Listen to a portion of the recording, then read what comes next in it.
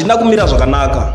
Zimbabwe yakandirwa chimwe chiprofita chinovhundutsa chinotyisa. So panapa ndiri kusangana nemuprofita uyu anoitwa Obey Tichafa Mukanayire abuda ari kunyora kuti call for prayer, time shall come Chitungwiza, shall be flooded Gweru, shall be flooded Mashingo settlements along Mukuvisi, Stone Ridge, waterfalls, Mbudzi Graves, Masteps, Blawayo, Pats, Mutare, Bedbridge, Harare CBD. Trees shall fall on cars, hundreds will die, roads destroyed, wind shall take away roofs, accident shall grip Zimbabwe, pain everywhere. Ndo chiprofita chadzikiswa nemuprofita uyu nhasi.